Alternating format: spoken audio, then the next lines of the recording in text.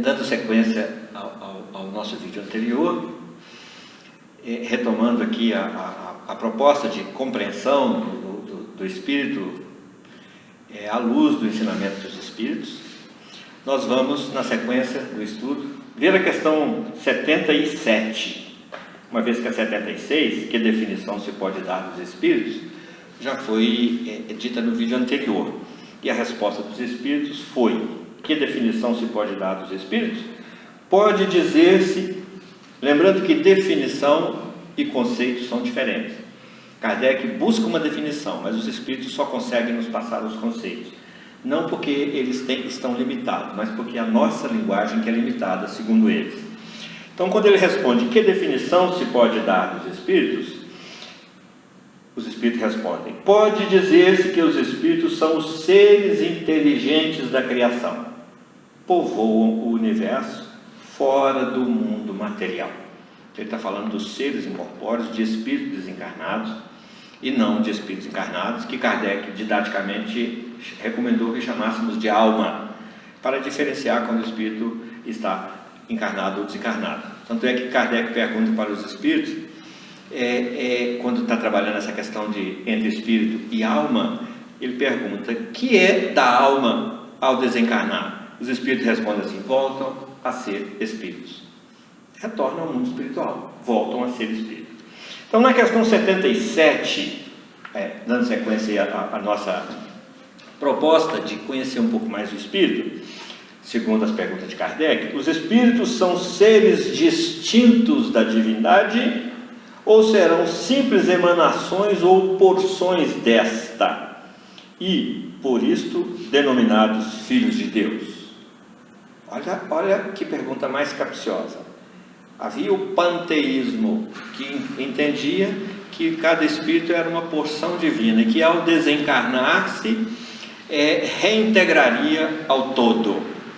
Kardec já está entrando aqui numa compreensão muito mais profunda. Aí os espíritos respondem: meu Deus. Eles escandalizam, né? Com a pergunta, estão mais escandalizados assim com a pergunta: meu Deus do céu, que mundo que eu estou, gente? Aí eles respondem: meu Deus, são obra de Deus. Kardec está buscando entender qual a relação que existe entre Espírito e Deus, a interdependência entre eles, no campo da formação e etc. Da criação, da formação do Espírito, etc. Aí, são obras de Deus, exatamente como a máquina o é do homem que a fabrica. Olha a comparação, a figura que bela. A máquina é obra do homem, não é o próprio homem. Não confundir o efeito com a causa. Sabes que quando faz alguma coisa bela, útil, o homem lhe chama sua filha, criação sua? Pois bem, o mesmo se dá com relação a Deus. Somos seus filhos, pois que somos obra sua. Se alguém tem algo, se nos restava alguma dúvida de que somos filhos de Deus, ou que somos criações de Deus, aqui os Espíritos estão falando para nós. Ser criado por Deus significa ser filho de Deus. E usa essa figura aí, com o homem criando na matéria. Aí ele pergunta assim: os Espíritos tiveram um princípio? De onde que eu vim? Quando foi que eu comecei? Eu sou Espírito. É Kardec raciocinando. Eu sou Espírito. Quando foi que eu comecei a ser? Quando é que eu surgi Espírito no universo, como ser inteligente? Os Espíritos tiveram um princípio ou existe como Deus de toda a eternidade? São perguntas que às vezes parece até que é uma contradição ou é uma insistência contraditória, porque eles acabaram de falar. Não, é obra da criação. Mas Kardec insiste para que eles, os Espíritos, tentando buscar um pouco mais de definição, um pouco mais de ideias para poder compreender melhor. Aí os Espíritos respondem. A pergunta é: os Espíritos tiveram um princípio? ou existem como Deus de toda a eternidade. Em outras palavras, quando foi que eles surgiram? Tiveram princípio? Ou são eternos também? Aí os Espíritos falam, não tivessem tido princípio, seriam iguais a Deus, quando, ao invés, são criação sua e se acham submetidos à sua vontade. Deus existe de toda a eternidade, é incontestável. Quanto, porém, ao modo por que nos criou e em que momento o fez, nada sabemos. Podes dizer que não tivemos princípio, se quiseres com isso significar que, sendo eterno, Deus há de ter sempre criado ininterruptamente. Mas, quando e como cada um de nós foi feito, repito-te, nenhum o sabe. Aí é que está o mistério. O que é que Kardec está perguntando aqui? Qual é a origem dos espíritos? Ele tem registro de nascimento? Nós hoje, nessa encarnação, nós temos registro de nascimento pelas leis humanas, mas nós não temos o registro de nascimento como espiritual, no momento em que nós somos criados. E aí Kardec continua insistindo, porque há dois elementos gerais do universo, o elemento inteligente e o elemento material. Poder-se-á dizer que os espíritos são formados do elemento inteligente, como os corpos inertes o são do elemento material? O que ele está falando? Deus, Espírito e matéria. O que é o espírito? O elemento inteligente. O que é a matéria? O elemento material. Então ele está querendo saber a origem disso aqui no campo material ou no campo de inteligência espiritual. Aí os Espíritos respondem assim, evidentemente. Onde é que nós vamos ver isso? Lá no diálogo de Jesus com Nicodemos. Porque o que é nascido do homem, da carne, é carne. E o que é nascido do Espírito, é Espírito. E aí ele fala, o vento assopra por toda parte, mas não sabes de onde ele vem, nem para onde ele vai.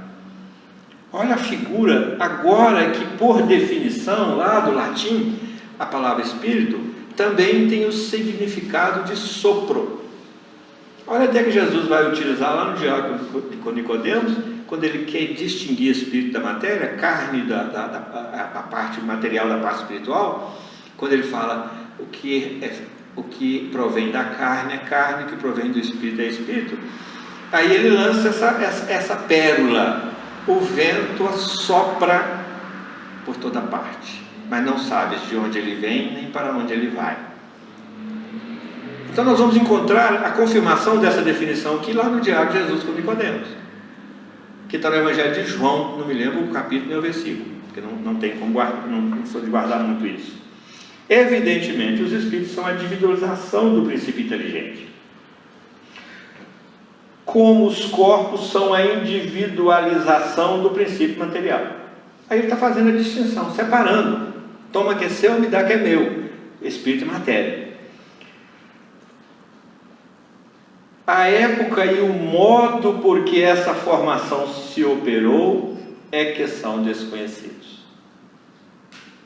Aí veio o Miramês, no comentário dessa questão, no livro Filosofia Espírita, primeiro volume da Filosofia Espírita, primeiro ou segundo, mas comentando a questão 79, e diz para nós assim: não vos preocupeis em saber esses detalhes,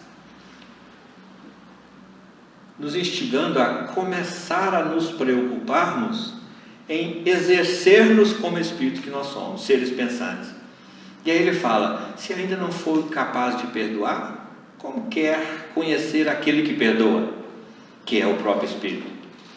Que o perdão é uma virtude adquirida pelo Espírito. Como é que, se você nem conhece ainda a virtude, como é que quer saber a origem dessa virtude que é o Espírito? E aí ele vai comentando essa questão de uma forma muito bela, muito didática, consolando a gente na nossa pequenez, na nossa ignorância, a gente se aceitar da forma que somos, e que pelo estudo e pelo exercício do pensamento, hoje da filosofia, que a gente filosofe o máximo que pudermos, sim, que seja permitido que a gente procure compreender, mas que isso não nos sirva de elemento de retenção de nós aqui no estágio em que nós nos encontramos, e que isso não seja um peso para nós, mas que seja um exercício sadio, um processo de busca, de bater para se abrir, de pedir para receber, que a gente realmente não se contente, mas que nós tenhamos esse autocontrole, de não nos sentirmos tão ínfimos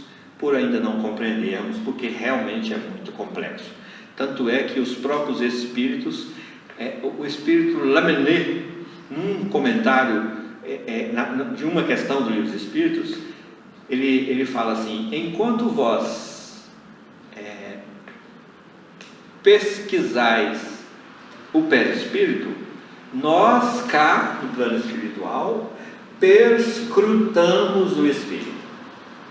Nós estamos pesquisando com a nossa linguagem, lá eles já estão perscrutando, ou seja, já estão buscando entender a intimidade do espírito, buscando entender mais detalhes desse ser incorpóreo chamado espírito, que os espíritos chamam de ser incorpóreo.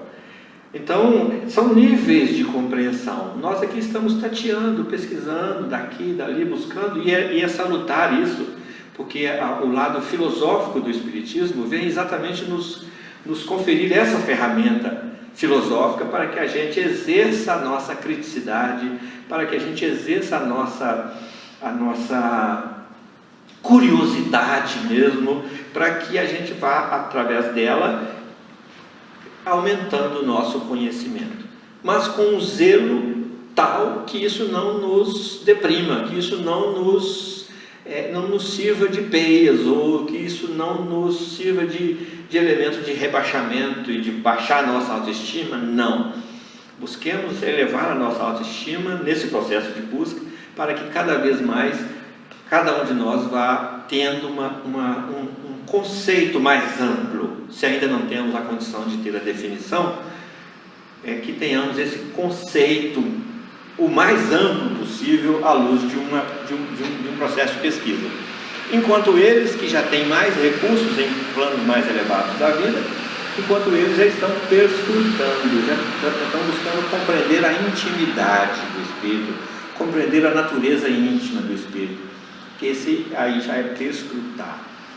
Kardec pergunta se os espíritos nos veem, aí os espíritos respondem que nos veem, e alguns nos compreendem, nos olham e enxergam o que são capazes de ver, mas que existem alguns mais elevados, espíritos superiores, eles nos perscrutam, eles nos observam com muito mais detalhes, com muito mais propriedades. É por isso que quando nós chegamos ao plano espiritual, nós não somos entregues a quaisquer uns. Nós somos entregues àqueles que estão capacitados a perscrutar as causas das nossas mazelas no plano espiritual. Nas enfermarias do plano espiritual, os enfermeiros já têm condições de olhar para nós, e pelo nosso perispírito, que é o corpo com o qual nós chegamos no plano espiritual, pelas marcas do nosso perispírito, eles já identificaram e já diagnosticaram o tratamento. Os médicos, os enfermeiros do plano espiritual, porque eles já têm ferramentas para identificar isso e adotar processos fluídicos de cura, de recuperação, de regeneração do corpo espiritual, aquilo que é possível regenerar, ou seja, o que é impossível de regenerar são aquelas marcas carregadas da nossa culpabilidade, que são responsabilidades nossas. Isso aí nós vamos ter que responder por isso. Por isso é que Jesus nos ensina que todo o pecado será perdoado, menos aquele cometido contra o Espírito Santo, contra a verdade, contra o conhecimento de causa.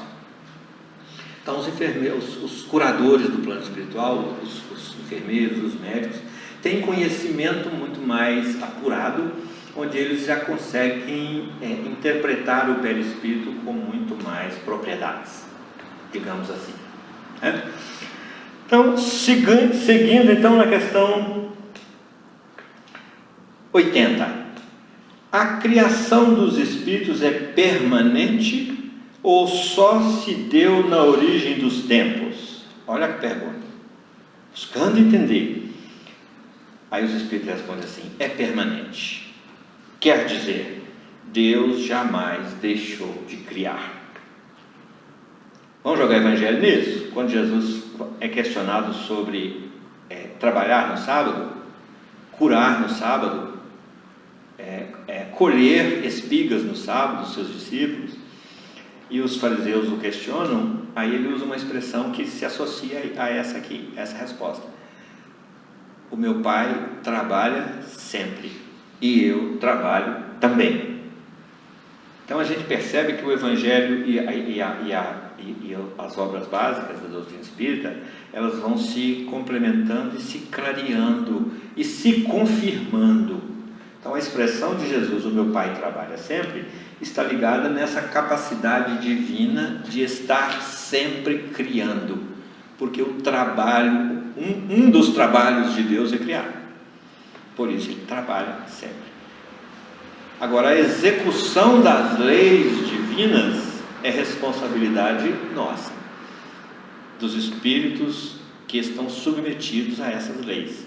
A coordenação dessa execução dessas leis divinas estão destinadas aos espíritos mais elevados, até chegar nos Cristos, que são aqueles que são assessores diretos de Deus, usando uma linguagem da nossa administração aqui.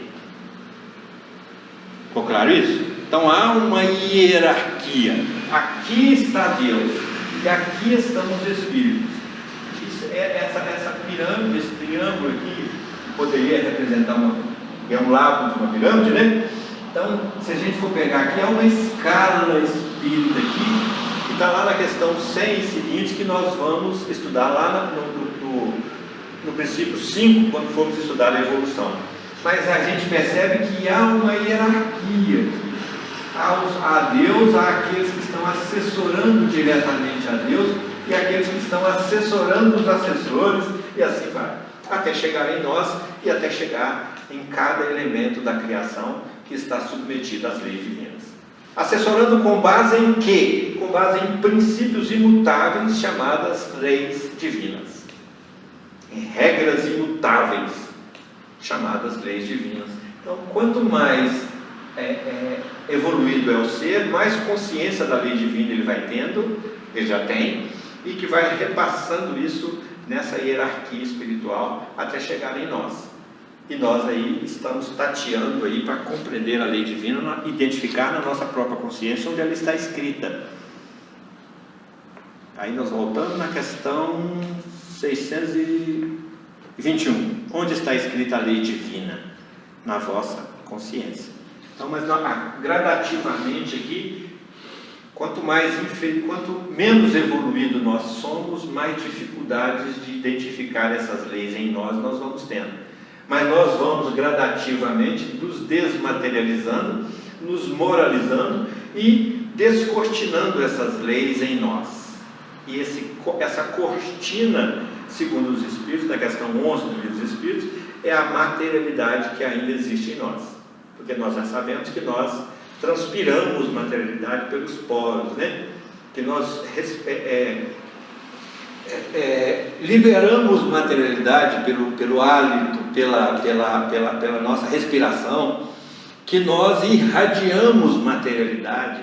Quando a gente fala de materialidade, a gente acha que é matéria bruta. Não, materialidade é essa natureza que nós ainda trazemos em nós. Na medida que a gente vai se libertando dela, nós vamos descortinando, nós vamos vendo o que está atrás da cortina, e essa cortina representa exatamente essa materialidade em nós.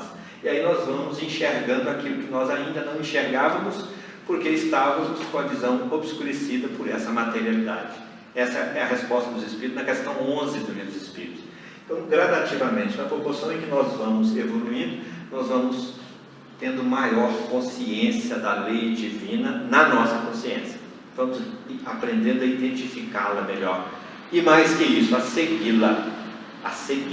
Porque seguir a lei é um desafio, tanto a lei humana quanto a lei divina. E muitas vezes nós transgredimos essas leis humanas e achamos que não vamos ser pegos, e aí de repente a gente tem o carro apreendido, a gente tem tanta coisa por aí. São lições que a gente precisa de ir aprendendo com as leis humanas. Tem a carteira apreendida, tem o carro apreendido, tem a bolsa prejudicada porque tem que pagar multa. Então são lições que nós vamos aprendendo com as leis humanas, para ter um termo de comparação com também as sanções que existem dentro da nossa própria consciência nas transgressões às leis divinas. E assim a gente vai nesse processo de crescimento, se desenvolvendo e se desmaterializando, combatendo a materialidade que há em si, e nessa proporção a gente vai virando melhores ferramentas nas mãos do Cristo, ferramentas mais afiadas, mais leais, mais fiéis às leis divinas. Então quanto mais nós desenvolvemos nesse quesito, mais responsabilidade nós vamos tendo, e mais responsabilidades também vão sendo delegadas para nós, porque administrativamente isso aqui também funciona por delegação de competência, e a gente há de convir que hoje a gente não delega competências a quem está despreparado. Por isso a escolha recai sobre espíritos mais evoluídos no tocante a missões mais importantes. É uma questão lógica, né? Que a gente traz para a vida real, para a gente ir compreendendo essa hierarquia espiritual que existe. Funciona conosco aqui também na matéria, aqui na Terra.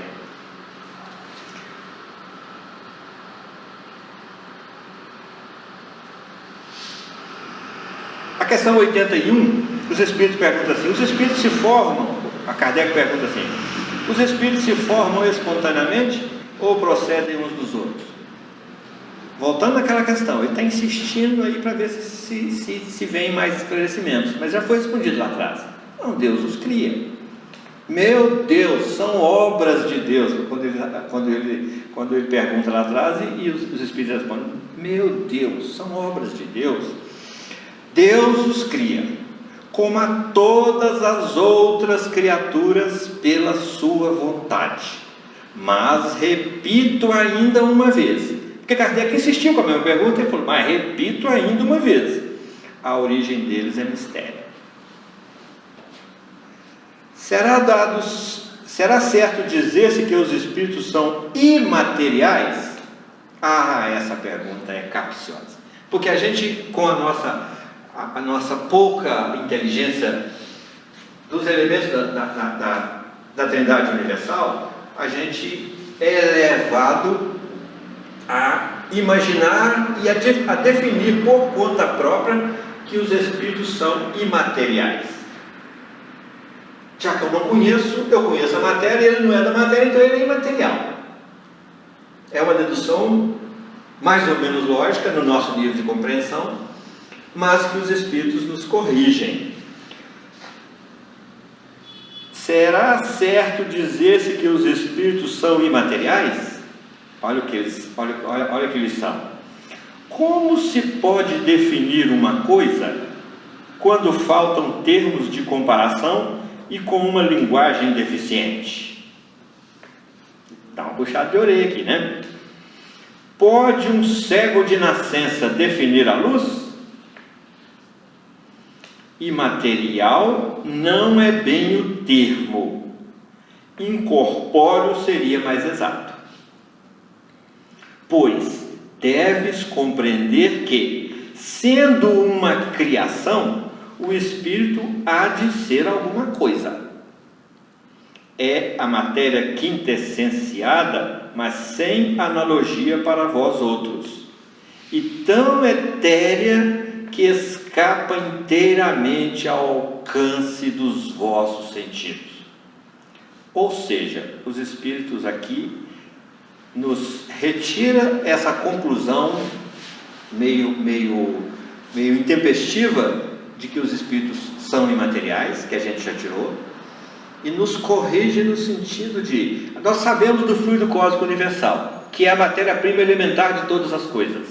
Então ele deixa em aberto aqui Por que não pode ser do fluido cósmico, a derivação do fluido cósmico universal, só que num estado de etérico tal que nós não conseguimos nem compreendê-lo ou definir? E aí ele nos recomenda adotar um outro termo. Imaterial não é bem o termo. Incorpóreo seria o mais exato. Definiu? Não. Deixou em aberto que pode ser sim do princípio do fluido cósmico universal? Deixou, mas nós não temos como afirmar isso. Por que não temos como afirmar isso? Como pode o cego de nascença definir a luz? Ou seja, nós ainda estamos em processo de muita escassez de parâmetros de comparação, de recursos para podermos partir para o campo da definição, que nem os espíritos o fizeram. Então, nós que estamos afirmando por aí que o espírito é imaterial, começamos a rever os nossos conceitos à luz dessa questão, para que a gente não caia em definições precoces, né? Muito bem, eu acredito que deu para a gente ter uma ideia aí bem clara do espírito, à luz dessas respostas dos espíritos e desses questionamentos de Kardec. Vamos, na sequência agora, fazer uma correlação entre esse princípio fundamental, Espírito e Deus. Quantos minutos nós ainda temos?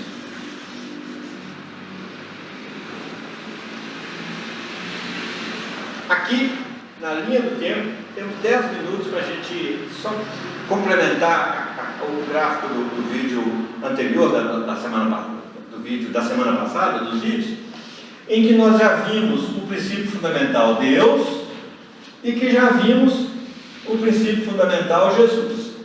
E que agora nós estamos estudando o Espírito.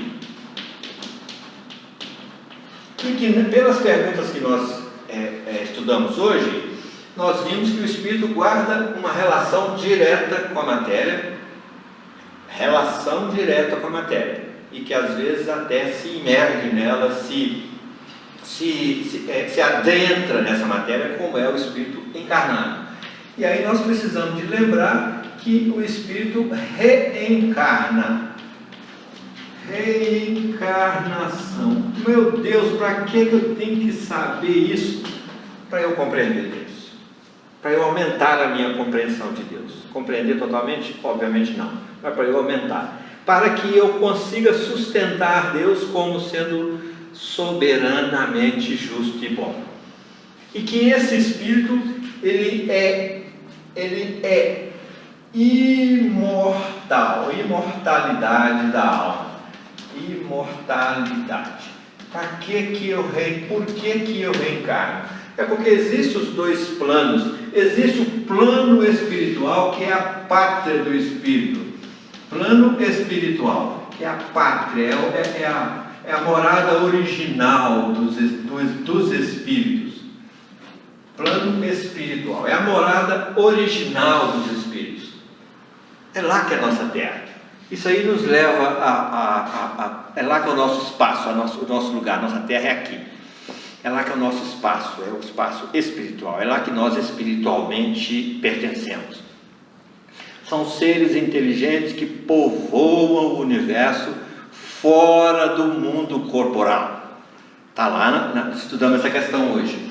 Então, compreender o plano espiritual, à luz de uma inteligência nova que os Espíritos estão nos trazendo agora, nos leva a redefinições de crenças de passado. No plano espiritual estaria, nas crenças do passado, estaria o céu, estaria o inferno, estaria o purgatório, estaria o limbo. São essas criações feitas por nós, nessa nossa ignorância e nessa nossa evolução, no sentido de compreender Deus. Mas a gente há de convir que um pai amoroso não colocaria um filho seu, nós vimos que nós somos filhos de Deus, não castigaria um filho seu, colocando-o no fogo do inferno no plano espiritual, como nós imaginávamos, eternamente. E que também não tem um plano físico chamado purgatório para ele se preparar para ir para o céu e pagar os seus pecados.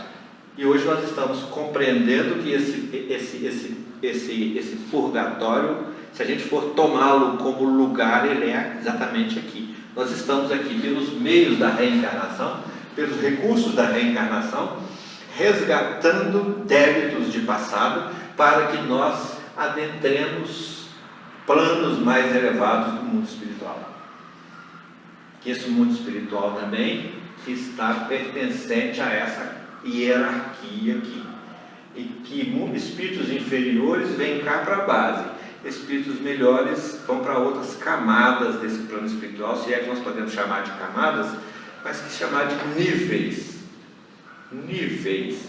que guardam gradativamente relação vibracional com o cumprimento das leis divinas, na consciência de cada um,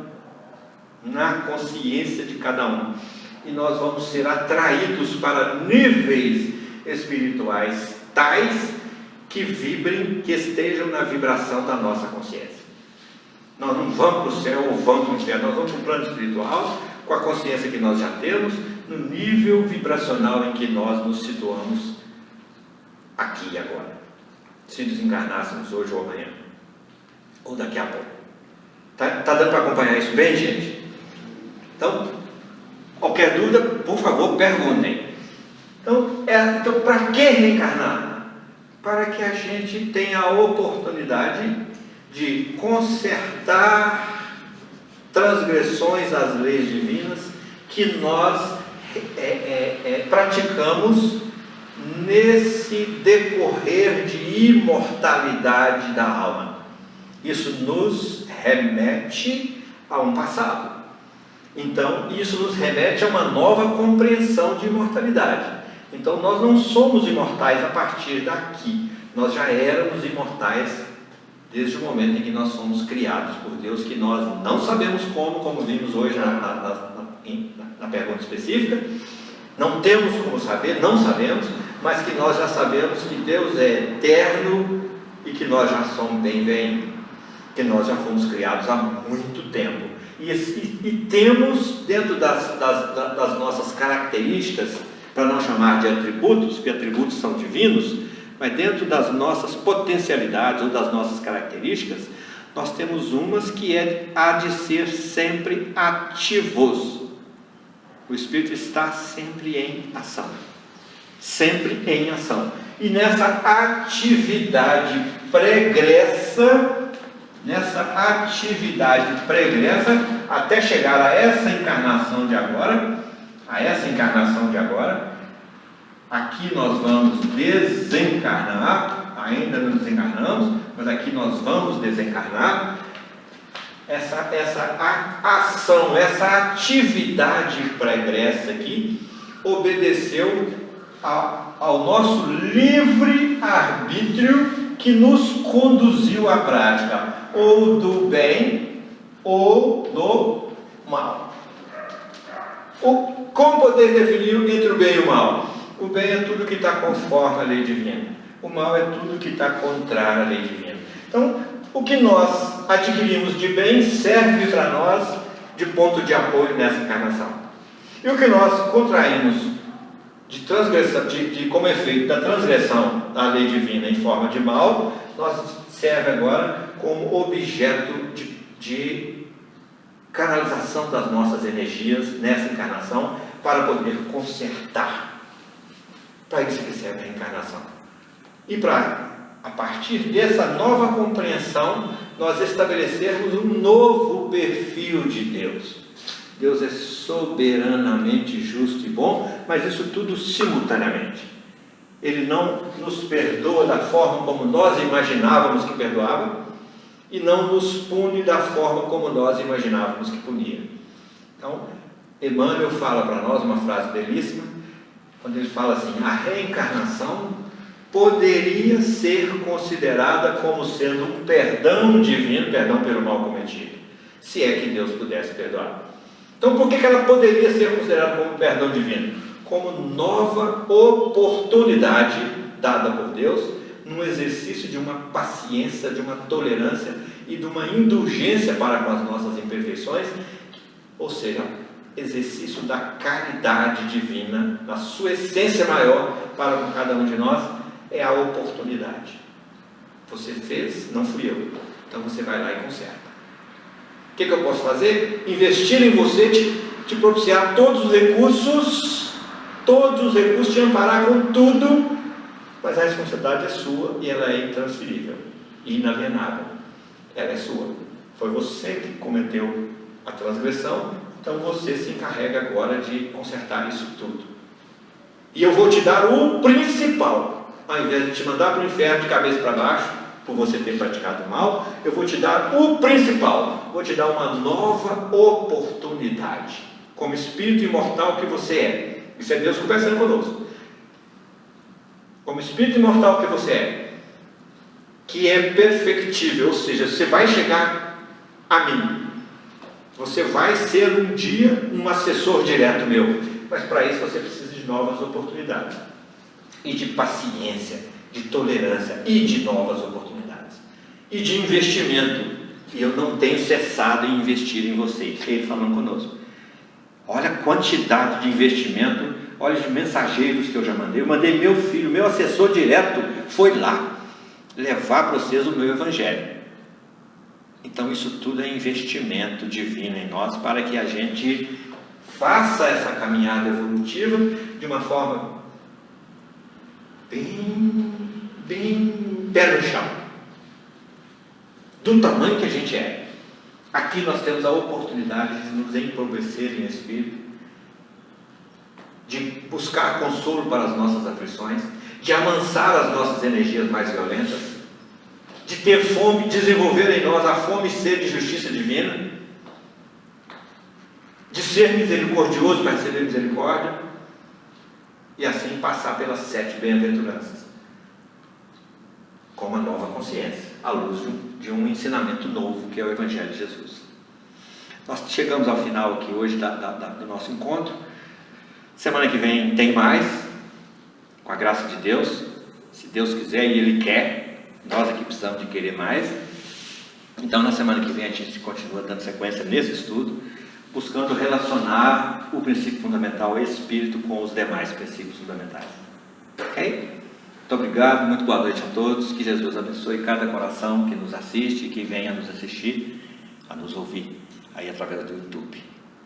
Fiquem com Deus.